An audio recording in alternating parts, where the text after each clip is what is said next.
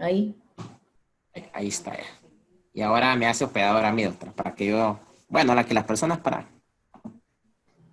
ya están Porque voy varias. a estar en lo de, porque le doy el visto bueno, voy a tomarle una foto aquí porque ahí siempre piden evidencia en la universidad, ¿no? Sí,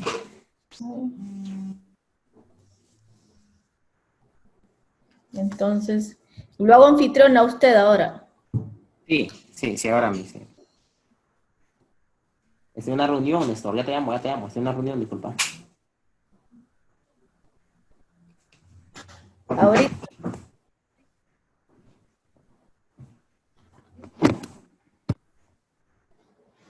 ya llegó. Listo, ¿eh? Yo creo, todavía no, doctor. Oh, pero ya le No, puse. no soy A ver. Telesan Mosquitia. La mosquitia anfitrión me sale usted. Ah, ya, bueno.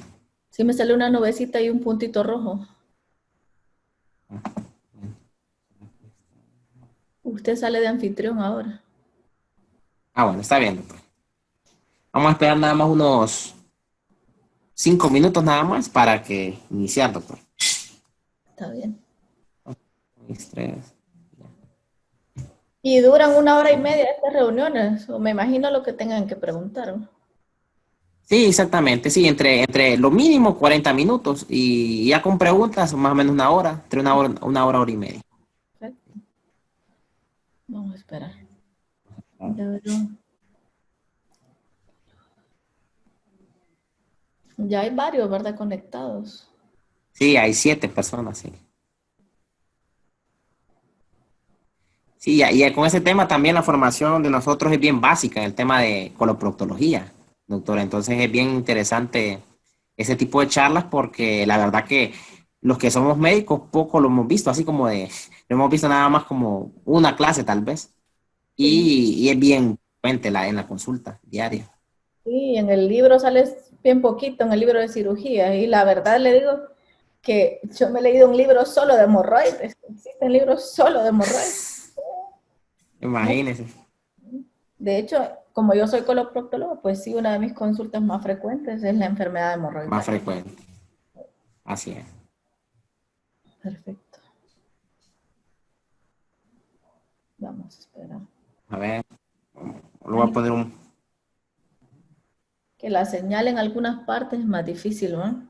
Sí, malísimo, sí, malísimo. Sí, gracias a Dios hay lugares que no, hay veces se va totalmente la señal. Claro. No tienen ni acceso a la luz en algunas partes, ¿no? Sí, no, la mayoría, solo en Puerto Lempira.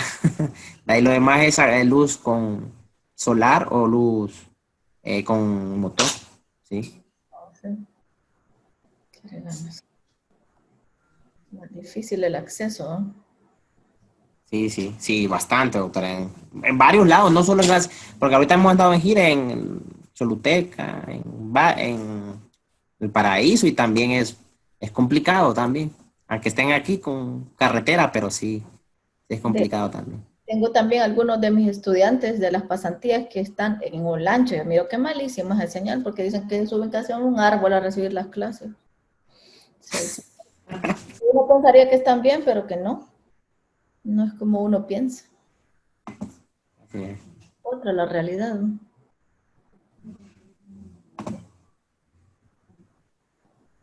Espera.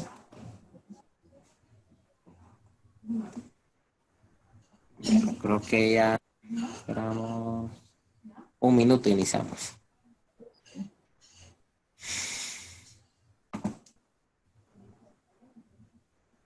Sí, ahorita tuvimos más bien más baja, porque generalmente tenemos 30 personas de diferentes lados, pero como la semana pasada hubo lo del huracán, entonces decidimos suspenderlas. Y bueno, y después la gente se descontinúa con los programas, entonces por eso ha bajado un poco esta semana, pero igual les voy a estar recordando para que se Los puedan viernes y los incorporar. viernes están haciendo las reuniones. ¿Ah? Sí, sí, todo. Doctora, ya tenemos como 2 meses más o menos. Así estaba Sí, viendo allá. el programa. Yo pensé que estábamos empezando más bien. No, sí, ella participó oftalmo, otorrino, ortopedia. Sí, ya. Y más que todo es con el departamento de cirugía ahora que estamos trabajando, o este año. Ya, no, está Ujú. bueno. Sí, sí, sí. Me fijé que tiene las del doctor Johnson, las de la doctora Leslie, las mías, ¿no? Programadas. Sí, sí, sí, sí. Excelente. No, y esta charla pues yo la pongo pues sí a nivel de médicos, a nivel de artículos también, pero a modo de que se comprenda también, ¿verdad? Muchas de las Sí, sí. cosas. Sí. Bueno, vamos a iniciar, doctora, porque yo creo que ya esperamos un ratito y para mientras usted empieza, pues vamos a esperar a que se vayan uniendo los demás. Bueno, entonces, buenas tardes a todo nuestro auditorio que nos estamos hoy aquí reunidos para este tema de tan importancia como es la enfermedad hemorroidal. Esta es una patología que frecuentemente la miramos en nuestros consultorios pues en nuestros establecimientos de salud. Y pues como comentábamos con la doctora Karen Orellana, que es nuestra invitada especial, pues la formación realmente es bien básica a nivel de pregrado. Así que nuevamente hacerles una invitación a que se unan a este programa de educación continua en salud virtual, para la cual pues hemos programado una serie de capacitaciones con el objetivo de que se puedan resolver muchos de sus problemas desde los establecimientos de salud de primer nivel. Así que sean todos bienvenidos, es realmente un placer tenerlos nuevamente. Yo sé que tenemos gente desde, bueno, representantes de Francisco Morazán, también del Paraíso, Choluteca y también del Departamento de Gracias a Dios. Así que la tecnología nos permite pues llegar hasta los últimos lugares siempre y cuando haya conectividad. Sé que después del huracán hemos tenido algunos problemas con algunos establecimientos de salud y pues que ha presentado inconvenientes para que se puedan conectar. Recordarles que para que puedan tener el certificado al final de las charlas, deben de estar en un 80% de las charlas. ¿Cómo nos damos cuenta? Pues Zoom tiene un formato donde nosotros nos damos cuenta el porcentaje de charlas que han estado y el tiempo que han estado. Así que nosotros nos damos cuenta de quiénes han estado y quiénes no. También recordarles que es a través de esta herramienta, pues, que nosotros podemos dar solución a nuestros pacientes desde los establecimientos de primer nivel donde se encuentran. Así que un cordial saludo y pasamos de inmediato con nuestra invitada especial, que es la doctora Karen Orellana Morales. La doctora pues es cirujana, bueno, médico general, cirujana general, y pues tiene una subespecialidad en coloproctología. Creo que es docente universitaria de la Universidad Nacional Autónoma de Honduras y también médico asistencial en el Hospital Medical Center y también creo que en la Torre Médica Zafiro, si no me equivoco. Así que realmente tenemos una invitada de honor hoy, una invitada de lujo, que nos va a compartir hoy este tema de que es tan importante como es la enfermedad hemorroidal. Así que bienvenida, doctora. Es un placer tenerla con nosotros hoy y pues poder llegar hasta esos diferentes rincones de Honduras donde la atención, el acceso es sumamente difícil. Así que a través de las tecnologías llegamos hoy y le dejamos a cargo de la autora Karen Orellana. Hola, muy buenas tardes a todos. Un saludo fraternal en cualquier parte que se encuentren. Espero también que estén bien de salud, ¿verdad? Con tantos problemas que nos ha tocado enfrentar, ¿verdad? Con esto del COVID y ahora también con lo de ETA. Espero que todos se encuentren bien. Pues mi nombre es Karen Julieta Orellana Morales. Como ya me presentaron, pues sí soy coloproctóloga y soy cirujana general. Trabajo en el Departamento de Cirugía de la Universidad Nacional Autónoma y a la vez pues laboro y hago mi ejercicio profesional en el Honduras Medical Center y en la Torre Médica Zafiro, pues cualquier cosa a sus órdenes.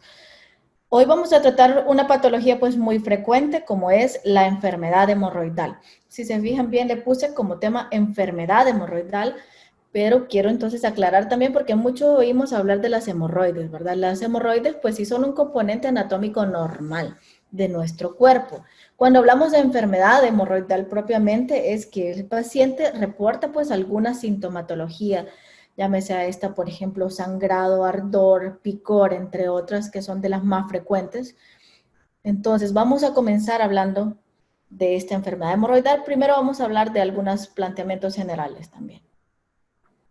Si se fijan bien aquí también en esta pantalla, les estoy marcando aquí con el puntero, pues un santo, se llama San Fiacre. San Fiacro también le llaman. San Fiacro es como quien dice, pues, el santo de los coloproctólogos y es a la vez el santo de los jardineros, pues resulta que muchos de los tratamientos más antiguos que se utilizaban era a base de plantas. De hecho, algunos utilizaban, por ejemplo, las rocas calientes, se sentaban sobre estas estructuras rocosas y usaban como estos medios para tratar la enfermedad hemorroidal. Asimismo, usaban como extractos de plantas para el tratamiento y por eso es que San Fiacro, que a la vez es el patrón de los jardineros, también es nuestro patrón en la coloproctología. Entonces, hablando un poquito aquí pues de la anatomía, pues cabe recalcar que, como les decía, pues las hemorroides son un componente anatómico normal, ¿verdad? Este componente anatómico lo tenemos todas las personas desde nuestro nacimiento, ¿verdad? Entonces, hemorroides tienen todas las personas desde el nacimiento. Sin embargo, no todos desarrollan sintomatologías, no todos desarrollan ardor, picor, sangrado dentro de sus manifestaciones. Ya cuando desarrolla esas manifestaciones clínicas es que hablamos de la enfermedad hemorroidal. Entonces, anatómicamente, pues el canal anal, podemos hablar de dos canales anales, un canal anatómico y un canal anal quirúrgico también. El canal anal anatómico pues tiene una medida de aproximadamente 2 centímetros y viene pues desde el orificio anal hasta lo que es la línea dentada. Pero para nosotros que hacemos el aspecto quirúrgico, hablamos de un canal anal quirúrgico. Si se fijan bien, este canal anal quirúrgico pues es más largo y abarca un promedio de 4 centímetros. Entonces también viene desde el orificio anal y se extiende 2 centímetros pues por debajo de la línea dentada. Entonces nosotros operamos sobre este canal anal quirúrgico, ¿verdad? Para los anatomistas, pues solo hablan del canal anal anatómico, que para ellos son los 2 centímetros. Entonces, esta parte es muy importante también. En el recubrimiento, pues tenemos una piel especializada que se llama el anodermo también. Ese anodermo es hipersensible, por eso es que las lesiones ubicadas aquí son muy dolorosas también. La línea dentada es una marca de referencia muy importante. Entonces, lo que está entonces en sentido distal a esta línea, podemos encontrar lo que son las hemorroides externas y lo que está hacia proximal de la línea dentada, entonces lo que vamos a encontrar van a ser las hemorroides internas. Características propias en cuanto a la inervación de estas, pues resulta entonces que los epitelios son diferentes también para empezar también. Entonces aquí en la línea dentada hay una justo más arribita, unos 3-5 milímetros, hay una unión escamocolumnar. Entonces al inicio, aquí externamente hacia distal, entonces encontramos, por ejemplo, epitelio escamoso, pero hacia proximal a la línea dentada, el epitelio ya se vuelve columnar, entonces es como el propio de asas intestinales, ¿verdad? Entonces esto es muy importante. Otra cosa muy importante, que hacia distal de la línea dentada es una zona muy dolorosa, pero hacia la zona proximal de la línea dentada, pues esta zona se caracteriza porque va a ser insensible. Aquí no vamos a percibir dolor. Por eso es que podemos hacer algunos procedimientos en el consultorio sin requerir de anestésicos para estos pacientes, en estos casos. Por eso es que esos procedimientos solo los podemos hacer, los procedimientos de oficina, en los pacientes entonces que tienen patología de hemorroides internas, porque esa zona es insensible. Sin embargo, como les digo, distal a esta línea dentada, esta zona sí se caracteriza porque es muy sensible, muy dolorosa. Por ende, esos procedimientos de oficina están contraindicados aquí. Aquí sí se requiere entonces de anestésicos locales o de procedimientos quirúrgicos formales en estos casos. Entonces, ¿qué son las hemorroides? Muchos hablan, ¿verdad? Que mucha gente dice son arterias, son venas, ¿verdad? Muchos le dicen que son como las venas de las extremidades inferiores, que son vénulas, pero la verdad que se ha visto que es una red bien compleja vascular también. Les llaman más bien como arteriolas, como sinusoides, los han descrito microscópicamente también. Entonces, como decíamos, son una parte normal de nuestra anatomía también. Esa sí la tienen todas las personas, sin embargo, como bien les digo, no todas las personas tienen la enfermedad hemorroidal, pero sí se ha estimado que aproximadamente el 50% de la población mundial pues va a padecer en algún momento de su vida de patología hemorroidal. Entonces, en la parte externa, pues no hay una ubicación exacta. Básicamente pueden estar en cualquier punto, ¿verdad? Circunferencial, pero las internas sí tienen localizaciones típicas. Entonces, de las internas, pues sabemos que existen el plexo, por ejemplo, que está derecho posterior, el derecho anterior y el lateral izquierdo, que son los típicos que vamos a encontrar entonces en los pacientes, ¿verdad? Sin embargo, cuando muchas veces los pacientes llevan muchos años de cursar con enfermedad hemorroidal, sí les puedo decir que he operado algunos casos y esta anatomía está totalmente perdida también. Incluso pues existen pacientes que tienen lesiones hemorroidales circunferenciales también.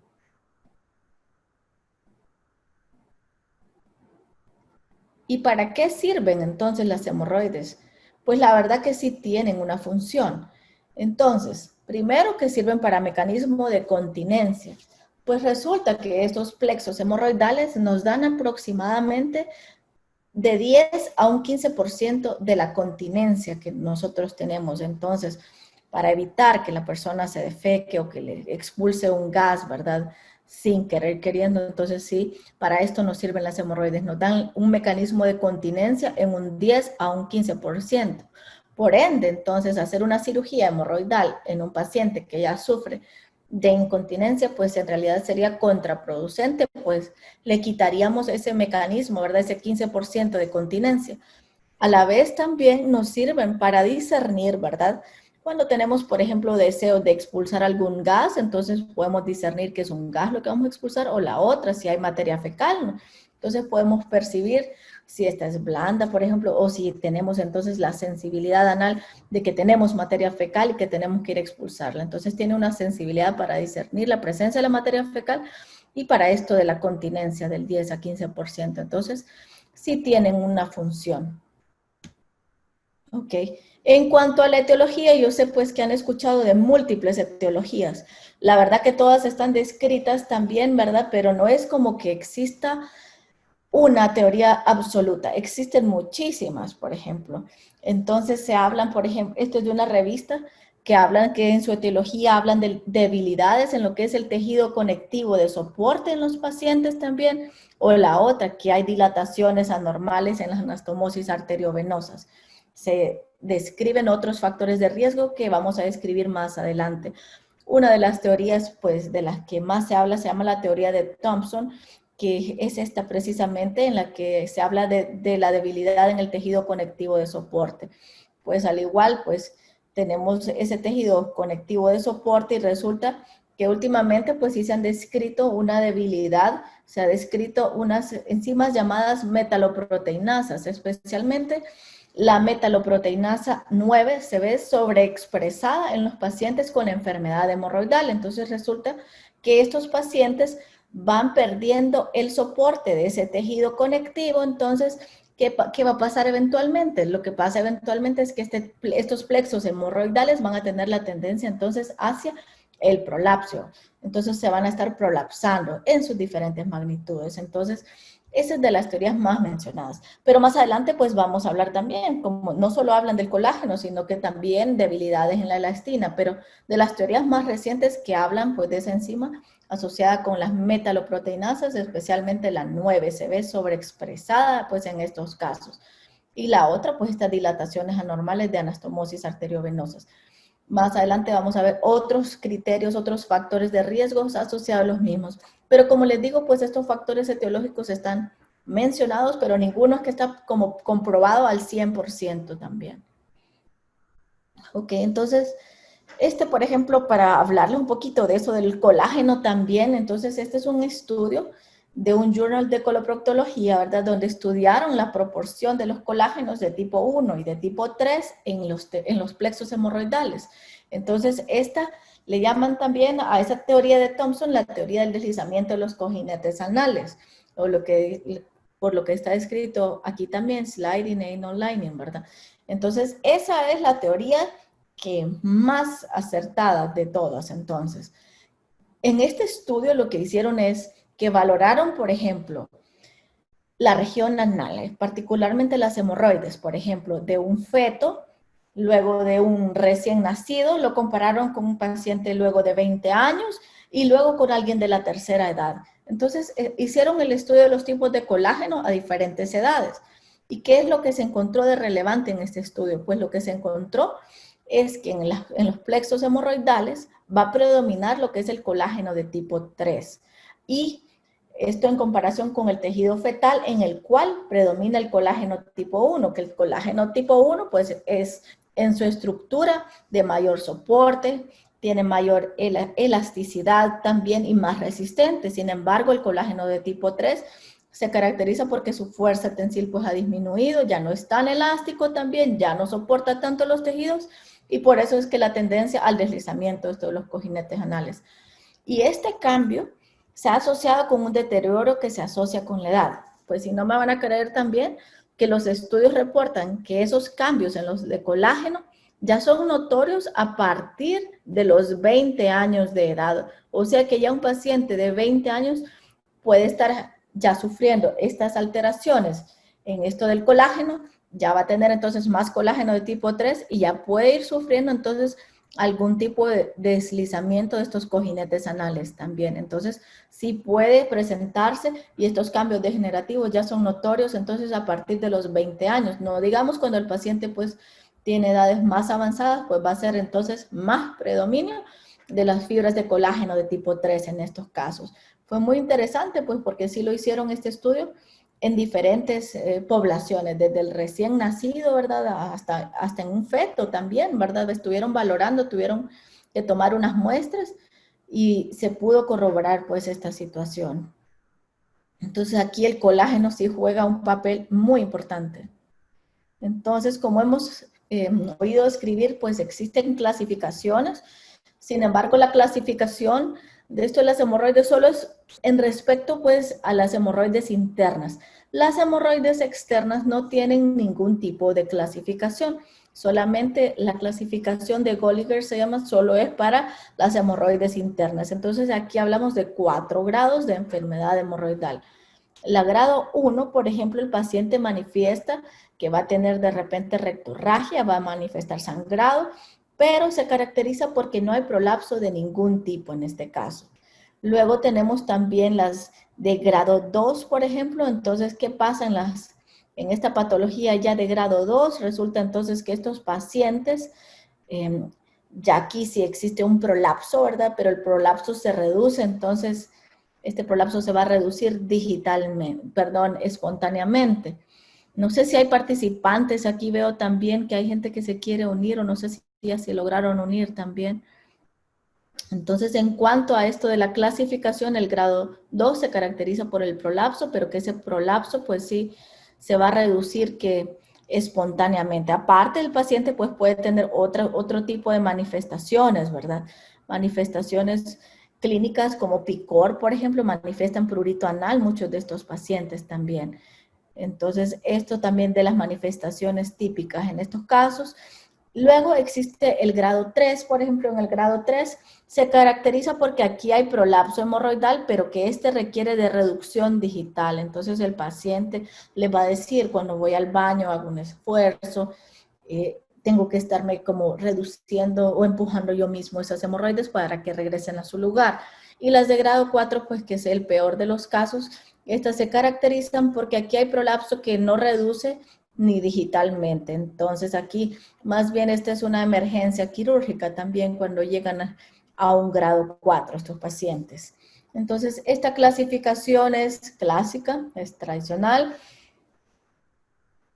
Okay, entonces, como les decía previamente, existen factores etiológicos, existen algunos factores de riesgo asociados.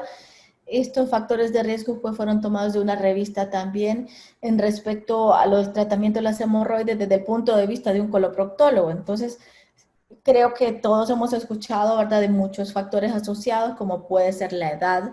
Entonces, ¿existe, por ejemplo, alguna edad en la que predomina esta enfermedad hemorroidal? Pues la verdad que sí está descrita una edad.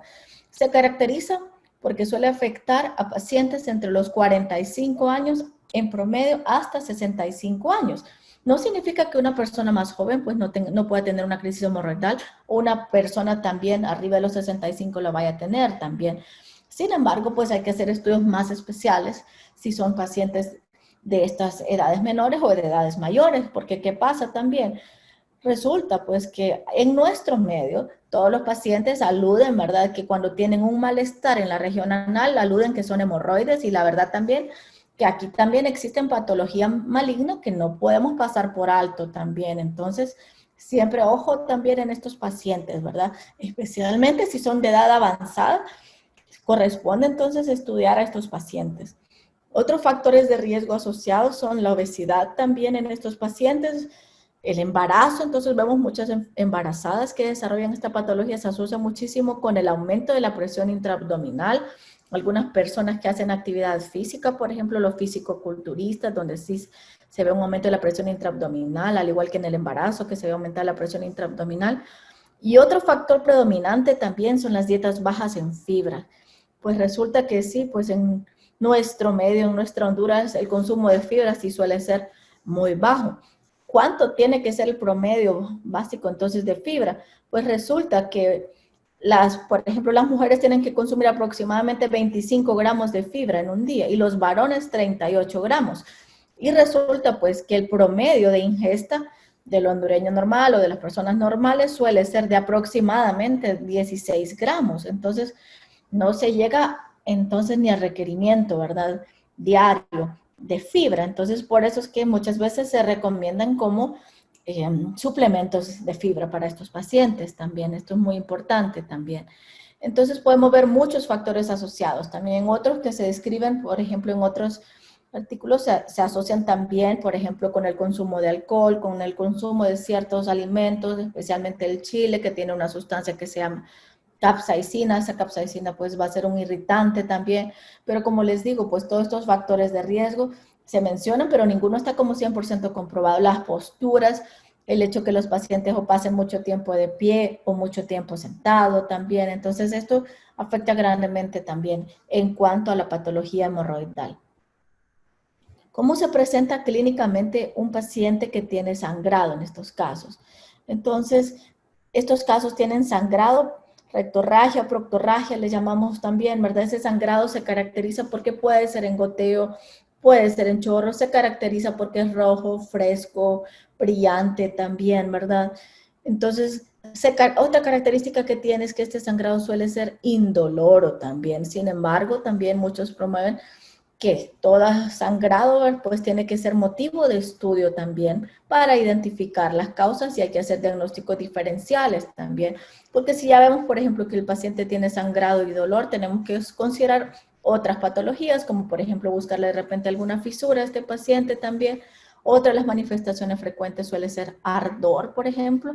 El ardor también lo manifiestan muchos de los pacientes con enfermedad hemorroidal, prurito anal, mucorrea. Muchos reportan también que sienten como el ano húmedo o que incluso pues llegan a manchar la ropa interior con una secreción de aspecto mucoide claro también.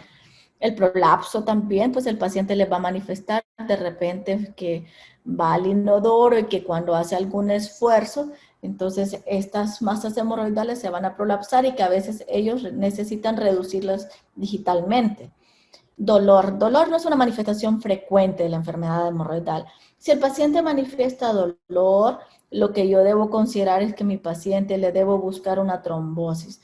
No suele presentarse dolor como manifestación típica ante la enfermedad hemorroidal, sino que cuando hay dolor en enfermedad hemorroidal consideramos que se trata pues, muy posiblemente de una trombosis hemorroidal en estos pacientes y ahí sí pues hay que darle otro tipo de abordaje pues a estos pacientes, pero estas son las manifestaciones más frecuentes también. Muy importante también tomar en consideración, como les digo, la edad de los pacientes, porque resulta que sí, pues que en nuestro medio todo paciente que tiene, por ejemplo, sangrado digestivo bajo, alude a que tiene hemorroides y como les menciono, las hemorroides no son la única causa.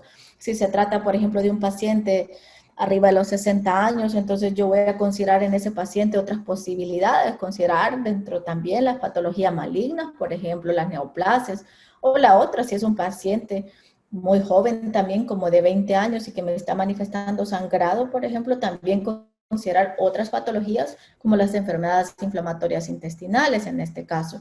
Entonces siempre tenemos que tener en nuestra mente varias sospechas diagnósticas, ¿verdad? Hasta confirmar estos diagnósticos también muy importantes. Sin embargo, pues sí, hay estudios que realizarles a estos pacientes también. Entonces, aquí les traigo como parámetros prácticos para el manejo de la enfermedad hemorroidal. Esto pues son unos consejos que da el Colegio Americano de Cirujanos Colorectales también. Entonces están muy buenos estos también y de hecho estos se han mantenido también y nos hablan de categorías de esto, siendo pues el mayor grado de evidencia la evidencia de tipo 1 y si es una 1A, pues mayor evidencia aún. Entonces, resulta pues que se habla aquí de que para evaluar el paciente con la enfermedad hemorroidal tenemos que incluir, como en todo en medicina, ¿verdad?, una buena historia clínica y un buen examen físico. Eso ya está con un tipo de evidencia 1C en este caso. Entonces aquí es muy importante tomarle bien los datos al paciente, hacerle una buena historia en cuanto al sangrado para tener en mente también todos los posibles diagnósticos también. También un buen examen físico de estos pacientes. En cuanto al examen físico, pues hacemos una inspección general, ¿verdad? Hacemos tacto rectal y luego estudios según los requeridos, como vamos a mencionar más adelante. Ok, entonces, como si llegan al consultorio de primera vez, se pueden hacer muchas veces anoscopias, porque el diagnóstico de la enfermedad hemorroidal, de las hemorroides internas, no se hace mediante el tacto rectal. Estos pacientes hay que hacerles un estudio con anoscopia. El diagnóstico es de imagen. Tengo que verla directamente, la lesión hemorroidal, mediante anoscopia. Puedo verlas perfectamente. Entonces, podemos comenzar con un estudio tan básico como una anoscopia en el consultorio. En algunos casos especiales, ¿verdad?, se habla también de hacer otros tipos de estudios como colonoscopía. La colonoscopía, por ejemplo, se indica en algunos pacientes seleccionados que tengan enfermedad hemorroidal y sangrado, como quienes. Entonces aquí la edad es un factor muy importante. Se habla que si ya tiene arriba de los 40 años, pues lo mejor va a ser en este paciente hacerle colonoscopía también. Y la otra si hay sangrados masivos, crónicos también, o la otra si tiene antecedentes familiares de cáncer de colon este paciente también. Entonces es muy importante considerar esta opción también. De hecho, la colonoscopia sí es más completa y este estudio sí se recomienda a partir de los 50 años a todos, hombres y mujeres, porque es el estudio para prevenir el cáncer de colon. Ok, entonces, ¿qué manejos podemos darle a esta enfermedad hemorroidal? Existen varias opciones de manejo, desde el manejo médico hasta procedimientos que podemos hacer en la oficina, hasta el manejo quirúrgico. Vamos a comenzar con las partes básicas. Entonces, existen numerosos fármacos en el mercado también que se pueden utilizar.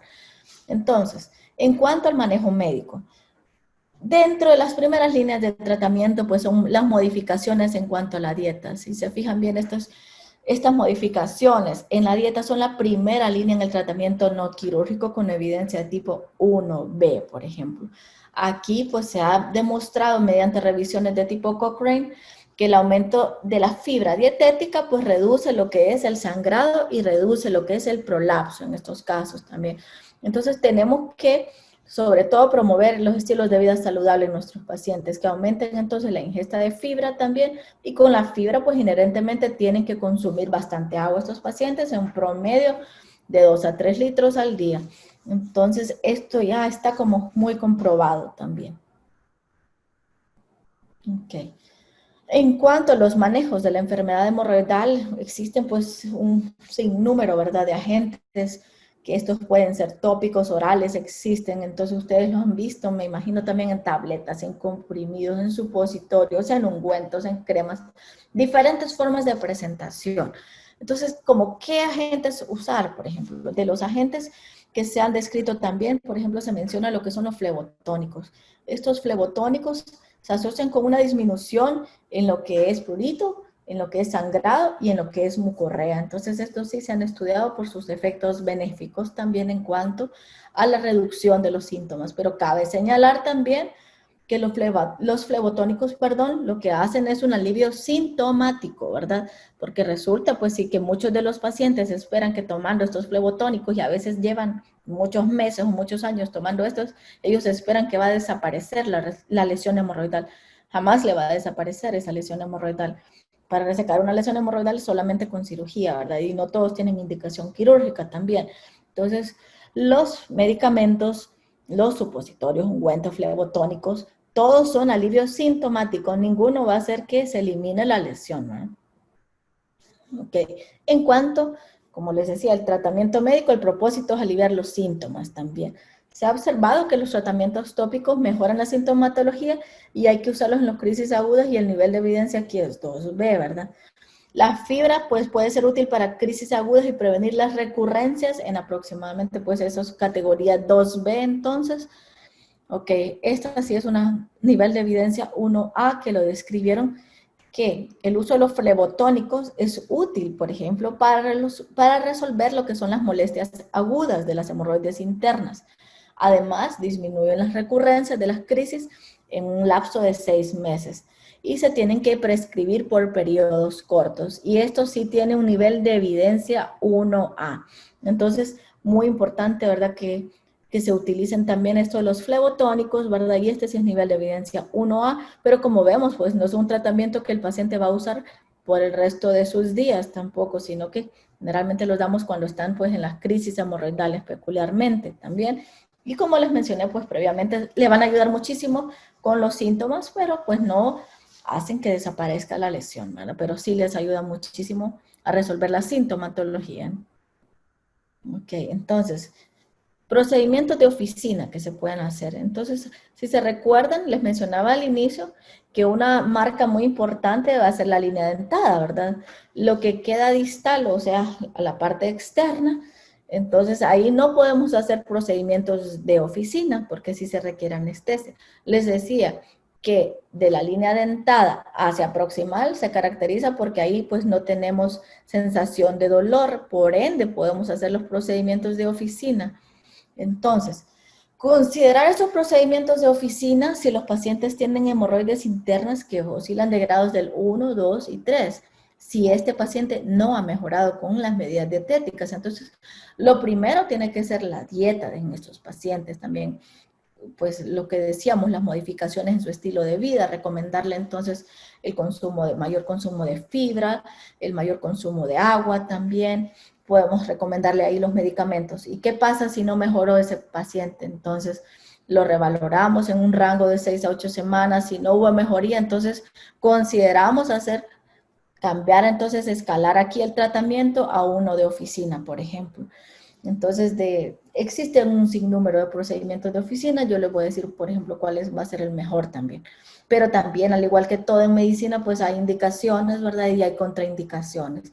Estos se tienen que evitar si el paciente tiene trombocitopenia, si utiliza terapia con anticoagulantes o antiagregantes plaquetarios. Entonces, ahí no se recomiendan pues mucho lo de los procedimientos de oficina.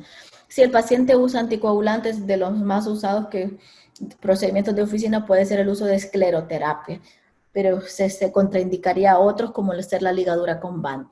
Entonces, como les menciono, y aquí se los tengo pues también digitalmente, pues podemos ver que existen un sinnúmero de procedimientos de oficina que, como les digo, esto se puede hacer aquí en el consultorio, se pueden hacer estos procedimientos y resulta entonces algunos que son muy útiles. Por ejemplo, la ligadura con banda. Entonces podemos ver que aquí se coloca pues una banda, estas pueden ser de látex o pueden no tener látex también, ahora existen unas sin látex para los pacientes que tienen alergia al látex también, pero podemos ver que este procedimiento no es nuevo, se utiliza básicamente de 1963, donde se diseñó, entonces ya lleva varios años, muy ideal para las hemorroides internas que oscilan de los grados 1 hasta 3. Otra de las cosas con esta, lo que pasa es que sí requiere múltiples sesiones, no se puede hacer todo en una sola sesión, requerimos estar citando a estos pacientes en un rango entonces de que cada 3, 4 semanas va a venir a hacerse una siguiente sesión también. ¿Cuál es el propósito de la ligadura? Pues resulta que se coloca la banda en el ápex de la hemorroide, ¿verdad? Y el tejido que quedó pues proximal a la misma se va a desprender al cabo de unos 5 a 7 días. El paciente lo va a notar porque va a aumentar un poco también el sangrado en esos días, como entre el quinto y el séptimo día. Esto entonces a la vez se va a caer, entonces la banda elástica va a crear una cicatriz, va a fibrosar el tejido y ayuda muchísimo entonces esa fibrosis a atraer el tejido nuevamente hacia el canal anal y reducir por ende lo que es el prolapso.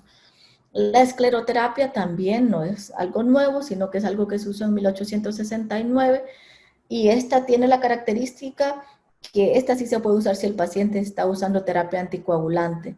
La ligadura con banda no se puede utilizar si el paciente está en tratamiento con anticoagulante, por ejemplo. Para la escleroterapia lo que se hace es que se inyecta una solución esclerosante, borrobato de sodio, por ejemplo, fenol, son de las más usadas también. Entonces también lo que hace es que crea una fibrosis en la zona inyectada, por lo tanto atrae el tejido hemorroidal de regreso a su sitio original. Otros procedimientos de oficina o coagulaciones infrarrojas. Aquí lo que el mecanismo es que genera lo que es una necrosis por coagulación también. Esta se utiliza para hemorroides también grado 1, grado 2. Sirve para que controlar aquellos casos de sangrado también. Ok. De los procedimientos de oficina, entonces vamos a hablar peculiarmente como de uno, ¿cuál es el más efectivo? Porque si se preguntarán entonces, ¿cuál de estos procedimientos de oficina va a ser el mejor de todos entonces? Entonces se ha descrito que la ligadura con banda pues es el mejor de los procedimientos de oficina también. Como decíamos, se utiliza para las hemorroides internas como las grado 1, 2 y 3 también. Se caracteriza porque puede controlar los sangrados en el 90% de los casos y este es el tratamiento no quirúrgico más efectivo. Como les mencionaba, este va a ser el mejor, ¿verdad? Entonces, si no le funcionó el manejo a base de dieta, el manejo a base de flebotónicos, entonces al cabo de 6 a 8 semanas debo considerar entonces una revisión entonces especializada, enviarlo al coloproctólogo y que le realizamos una escala en este tratamiento que posiblemente, si se trata de hemorroides internas en esos grados, se podría entonces hacer ligadura con banda también, que como podemos ver, es el tratamiento no quirúrgico más efectivo también. Pero a la vez, pues también tiene sus riesgos, que riesgos existen. Puede ser la parte externa, pues la parte externa después de la ligadura, lo que quedó en sentido superior a esto también, y una de las complicaciones más agresivas pues podría ser una condición que se llama sepsis anorrectal, donde el paciente entonces va a tener retención aguda de orina, por ejemplo, fiebre alta en estos casos también, y son una verdadera emergencia quirúrgica también, donde muchas veces hay que ir a debridar esos tejidos. Sin embargo, eso se observa como muy raras veces también. La verdad es más el beneficio, sin embargo, pues hay que explicarle a los pacientes los riesgos y los beneficios de cada procedimiento también. Dentro de los tratamientos quirúrgicos, entonces, el tratamiento quirúrgico es el último paso en el escalón. No se operan a todos los pacientes. Se opera aproximadamente del 5 al 10% de los pacientes que cursan con enfermedad hemorroidal. ¿Y cuáles van a ser estas indicaciones? Bueno, primero, que ya le comencé el manejo médico, manejo conservador, y que el paciente persiste con malestares. Ha fallado el manejo médico, entonces considero entonces el tratamiento quirúrgico. La otra, si observo que los pacientes tienen hemorroides externas bien grandes y que estas son sintomáticas, entonces considerar el tratamiento quirúrgico. Aquí la sintomatología de los pacientes sí juega un rol muy importante. Valoramos mucho lo que el paciente nos cuenta también, ¿verdad? Resulta pues sí que a veces algunos pacientes tienen hemorroides muy grandes y que están totalmente asintomáticos. Y sin embargo también a veces tenemos pacientes que tienen hemorroides bien pequeñas, pero que están de lo peor en cuanto a síntomas, entonces están que no lo soportan y que dicen que necesitan el tratamiento quirúrgico porque se vuelve una situación estresante y que les altera entonces el ritmo de la vida. O la otra indicación es cuando hay hemorroides internas grado 3 a grado 4, aquí lo mejor es el tratamiento quirúrgico también y sangrado activo. Pues si existen pues algunos pacientes que tienen sangrado activo, diarios o intermitentes, que incluso pues pueden llegar a tener síndromes anémicos y que se controlan estas patologías ya luego con el tratamiento quirúrgico también. Entonces, muy importante considerar esta opción también, pero como les digo, los reservamos como para las etapas mencionadas en este caso. Ok. Esto es un análisis de los principales procedimientos quirúrgicos para la enfermedad hemorroidal, que como les decía, se manejan quirúrgicamente 5 a 10% de los casos y que ocurren complicaciones postoperatorias en un 3 a 12% de los casos. Entonces, esas complicaciones postoperatorias pues, pueden ser agudas o pueden ser crónicas. De las agudas, una muy frecuente es lo que es la retención aguda de orina, por ejemplo, en los pacientes Muchos pacientes hacen globo vesical asociado por el tipo de anestesia, que suele ser entonces nivel raquídeo, por ejemplo. El uso de los líquidos intravenosos también lo promueven, y solo el hecho de haber tocado esta región anal también induce que estos pacientes puedan presentarlo también. Y de las complicaciones postoperatorias, también una de las más temidas, las estenosis anales. Entonces, por eso es muy importante también, ¿verdad?, hacer bien este tipo de cirugía para prevenir esas complicaciones. En cuanto a la hemorroidectomía, pues existen diferentes técnicas. Entonces existe una técnica de hemorroidectomía abierta. Esta técnica se llama la cirugía de Milligan-Morgan, que es la que podemos observar aquí a mano izquierda. Esta técnica abierta la practica muchísimo más.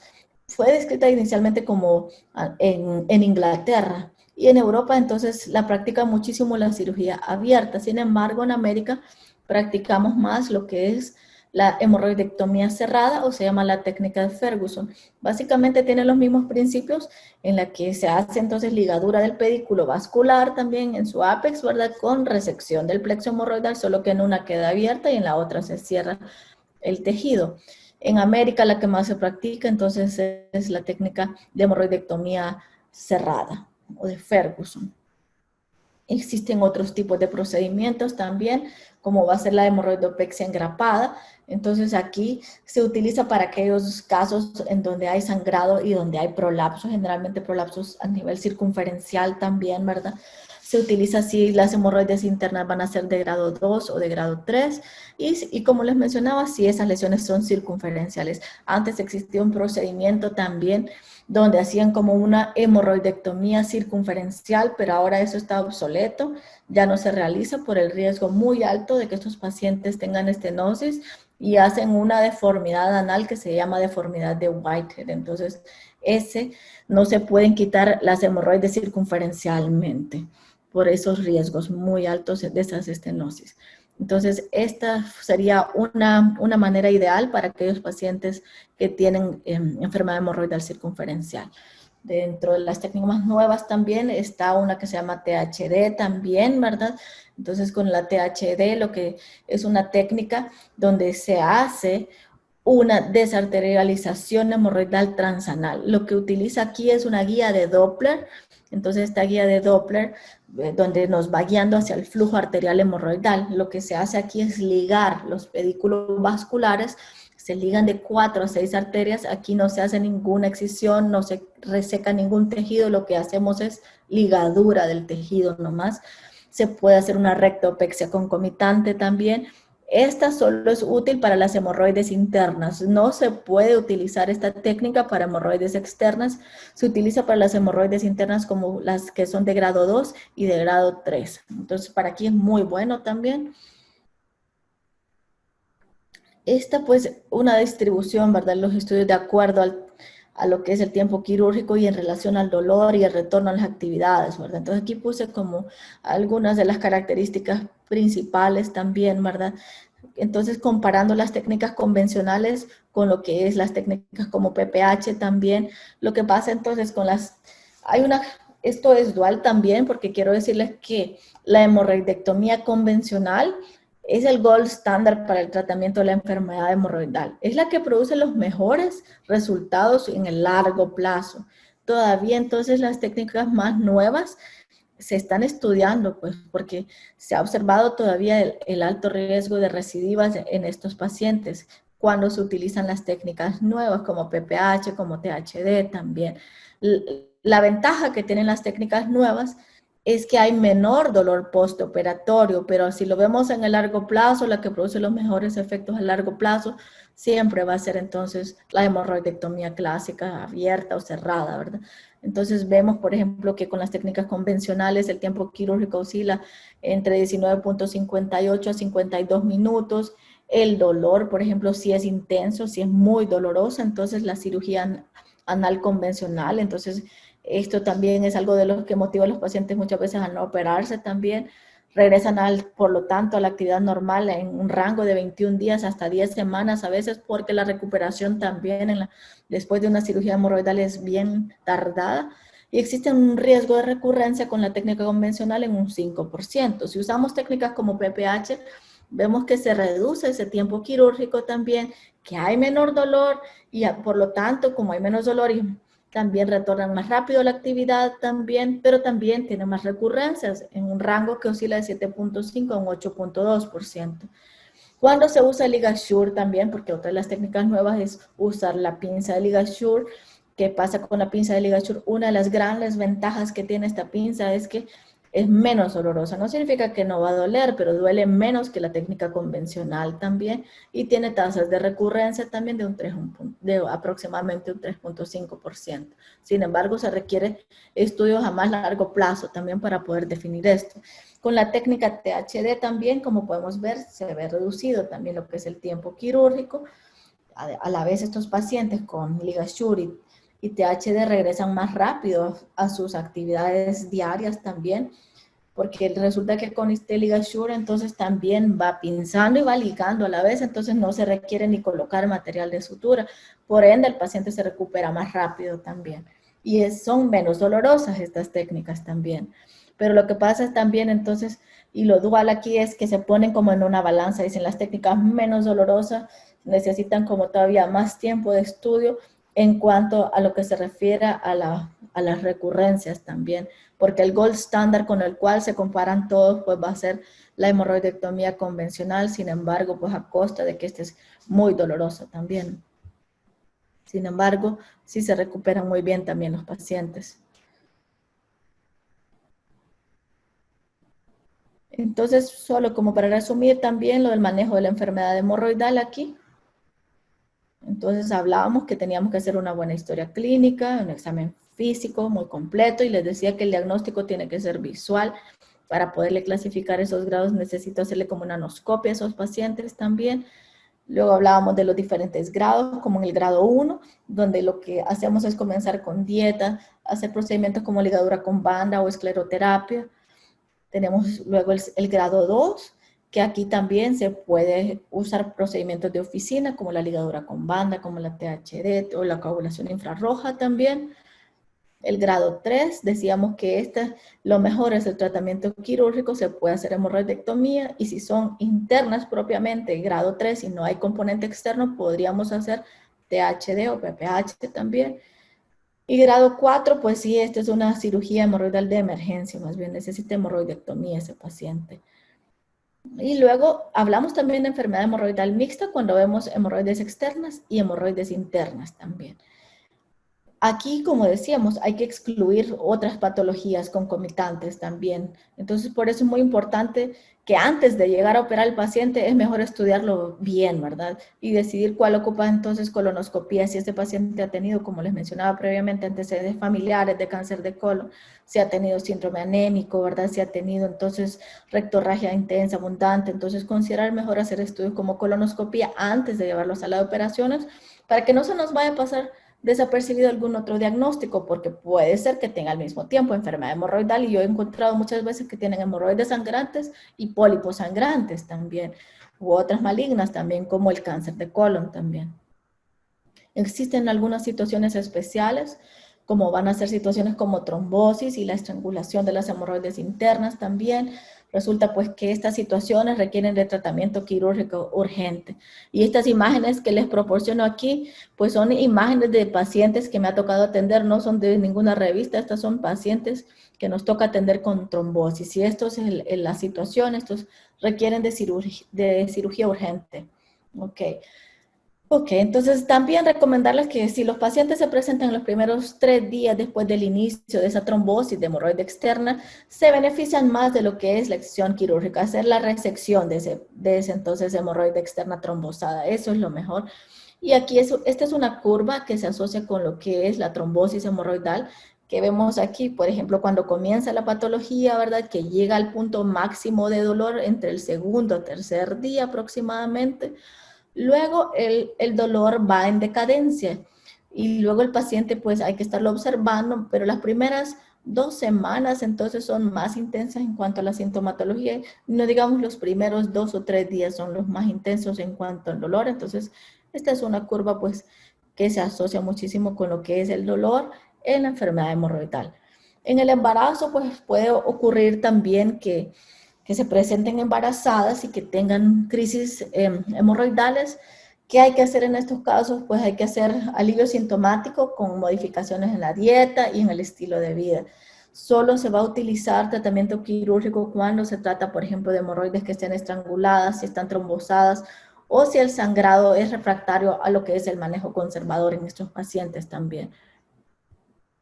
En cuanto a la inmunosupresión, aquí se prefiere lo que es el manejo conservador. Se podría usar tratamientos entonces como escleroterapia. Riesgos, como decíamos, de estos casos, ¿verdad? Eran sepsis anorrectal y que la cicatrización en un paciente inmunosupreso es muy difícil. Por eso es que se prefiere el manejo conservador, puesto que la cicatrización es difícil en un paciente que no es inmunosupreso. Entonces, no digamos si un paciente tiene VIH, si tiene una neoplasia, entonces es más difícil que cicatrice sus heridas. Y aquí, si el paciente tiene alguna inmunosupresión, se recomienda también que aparte del tratamiento quirúrgico debe administrarse cobertura antibiótica. De lo contrario, pues no usamos coberturas antibióticos.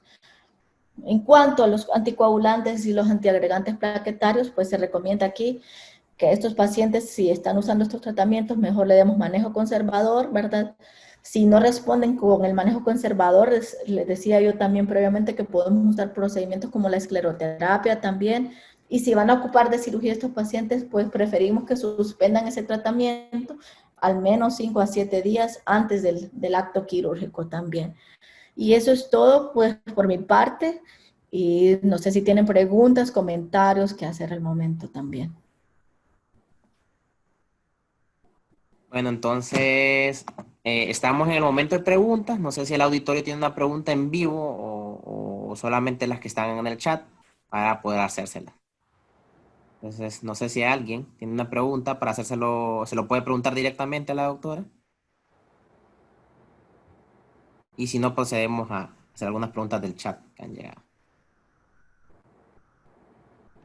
A ver. Bueno, ¿tenía alguna pregunta, doctora, que han llegado, me han llegado de forma personal al chat? Que me dice una pregunta aquí es, si toda paciente que tenga enfermedad hemorroidal, que sea sangrante o que sea dolorosa, se considera una emergencia. ¿Y cuál sería el momento oportuno para referir?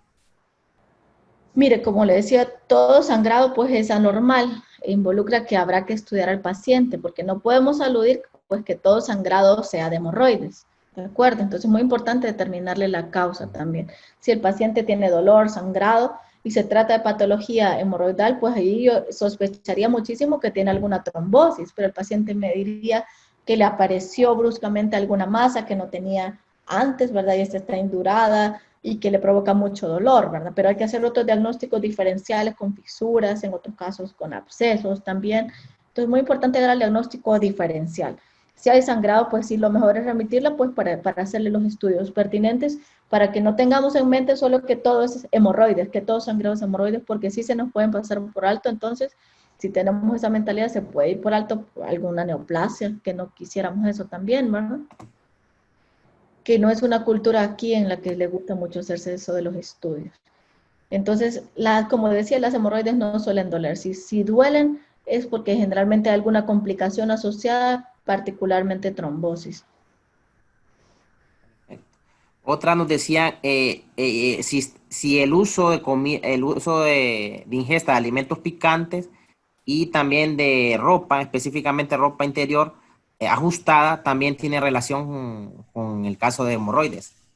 Pues fíjese que sí en las literaturas se han descrito numerosos factores de riesgo. Yo les mencioné algunos, ¿verdad? Pero sí también se mencionan, por ejemplo, los alimentos picantes o los condimentados que tienen capsaicina en el chile, por ejemplo, sí llega a irritar entonces los plexos hemorroidales, pero es una teoría, como les digo, que no está como 100% comprobada, pero sí descrita en muchos libros también. Al igual que el uso de la ropa ajustada, entonces se recomienda, por ejemplo, que en esos casos mejor, entonces no ropa ajustada y de preferencia de algodón también. Perfecto. Y también nos preguntaba esta misma persona si tiene relación, el paciente que tiene algún problema vascular, tiene también relación con enfermedad hemorroidal. Creo que eso lo había explicado usted, doctor. Pues fíjese que como se habla, ¿verdad?, de que estos son como paquetes vasculares también especializados, sin embargo, Muchas veces sí confunden los pacientes, a veces me llegan pacientes a mí, yo soy coloproctóloga, ¿verdad? Y a veces recibo en la consulta pacientes que tienen varices y piensan que yo a la vez trato las varices y las hemorroides. Y digo, mire que existe otra especialidad que se llama los cirujanos vasculares periféricos y ellos le van a ayudar con uno de las varices.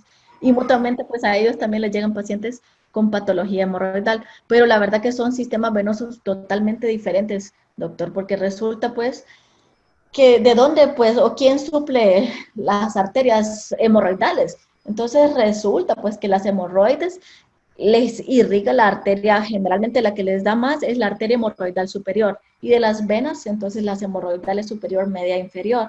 Y estas estructuras, pues, son derivaciones, pero de irrigación arterial abdominal. Sin embargo, las extremidades inferiores es otro sistema venoso totalmente diferente. Sin embargo, por ejemplo, los tratamientos como flebotónicos se utilizan en ambas patologías, pero son diferentes sistemas venosos totalmente. Y creo que la última era, ¿qué tan recurrentes son la enfermedad hemorroidal con tratamiento de oficina, con manejo de oficina? Pues mire, con situaciones como la escleroterapia sí es muy recurrente, ¿verdad? El mejor en la realidad es así como lo dice, como los artículos también. El mejor de los procedimientos va a ser la ligadura con banda, pero eso es un alivio también como temporal también. Puede durarle el efecto al paciente de meses, por ejemplo, 6 meses, hasta 5 años. Yo he tenido pacientes que le he colocado la ligadura con banda porque han tenido sangrado activo, ¿verdad? Entonces resulta que le coloqué la banda. De hecho, yo recibí un señor hace 5 años casualmente y este año me vino porque resangró.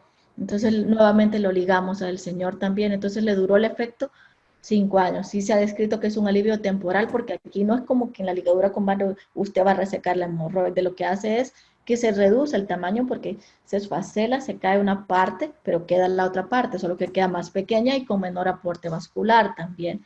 Entonces no está tan congestionada.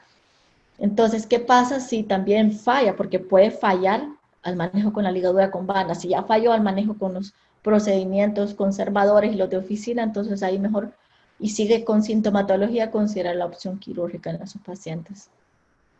Y creo que la última, sí está la última. ¿En qué caso se recomendaría utilizar antibiótico-terapia?